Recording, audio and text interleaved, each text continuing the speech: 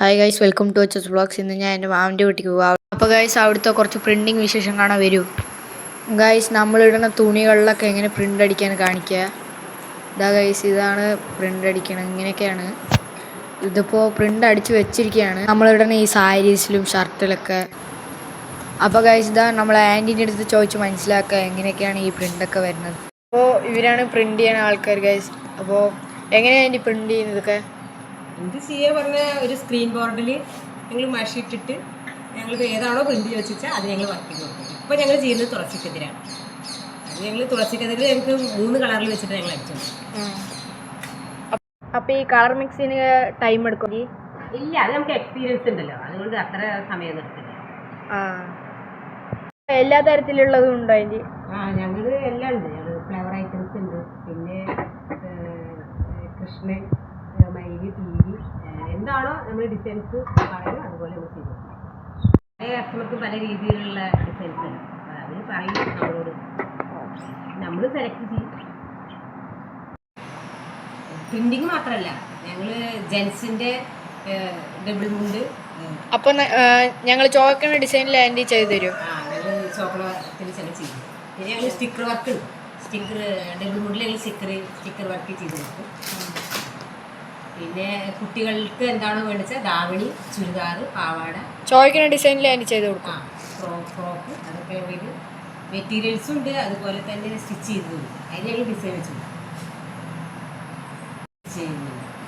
പ്ലെയിനായിട്ട് ഞങ്ങൾ കൊടുക്കും. അപ്പോൾ ആൻറ്റി ഇതൊക്കെ നിങ്ങൾ ചെയ്തതാണോ പ്രിന്റ്? ഇതൊക്കെ ഞങ്ങൾ ചെയ്ത് വർക്ക്, ഇതൊക്കെ ഞങ്ങൾ ചെയ്ത വർക്കാണ്. ഇതൊക്കെ ഇനി മടക്കി വെക്കാണ്ട്. ഇതേ രൂപത്തിൽ ഞങ്ങൾക്ക് ഇനി മടക്കും.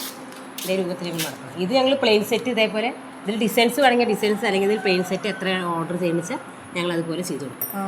ഇത് 3 ഇഞ്ച് കസവാണ്. ഇതിൽ 3 ഇഞ്ച് കസവുണ്ട്, പിന്നെ 2 ഇഞ്ചിൻ്റെ കസവുണ്ട്. ഞങ്ങൾ പ്ലെയിനായിട്ട് വേണമെങ്കിൽ കൊടുക്കും, അല്ലെങ്കിൽ ഡിസൈൻ ചെയ്ത് കൊടുക്കും. പ്രിന്റിംഗ് ഒക്കെ ചെയ്യുമ്പോൾ ഇതിലൊക്കെ പിടിക്കില്ലേ, ഒട്ടി പിടിക്കില്ലേ? ഇല്ല, അത് പിടിക്കില്ല. കാരണം ഞങ്ങൾ ചെയ്യുന്ന വർക്ക് ഞങ്ങളിതിൽ ഇപ്പം നമ്മളിത് അടിച്ചത് ഇതിൽ മേശയിലായിട്ടുണ്ട്. അപ്പം ഞങ്ങളിത് തുടച്ചെടുക്കും.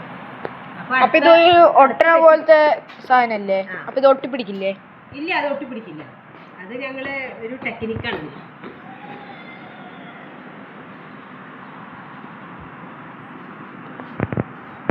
ഇതിൽ അടുത്ത വർക്ക് ചെയ്യുമ്പോൾ ഞങ്ങളിത് തുടച്ചെടുക്കും.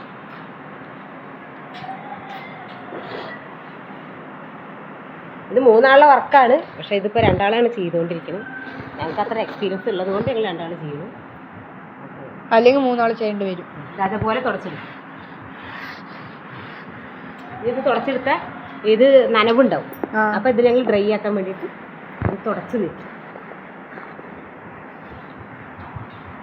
അപ്പം ഈ പശ പോവില്ലേ? ഇല്ല, പശ പോവില്ല. പശ അങ്ങനെ പോകുന്നുണ്ടെങ്കിൽ പിന്നെ ഞങ്ങളത് ഇടും. ഞങ്ങൾക്ക് പശയൊക്കെ 1 മാസം കിട്ടും.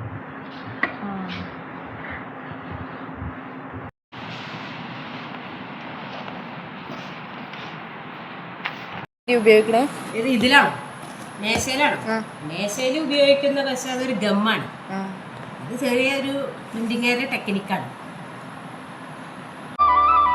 സൂര്യാംശു ഓരോ വയൽ പൂവിലും വൈരം പതിക്കുന്നുവോ, സീമന്ത കുങ്കുമ ശ്രീയണിഞ്ഞു ചമ്പകം പൂക്കുന്നുവോ, മണ്ണിന്റെ പ്രാർത്ഥനാലാവണ്യമായി വിണ്ണിന്റെ ആശംസയായി, വിണ്ണിന്റെ ആശംസയായി, സൂര്യാംശു ഓരോ വയൽ പൂ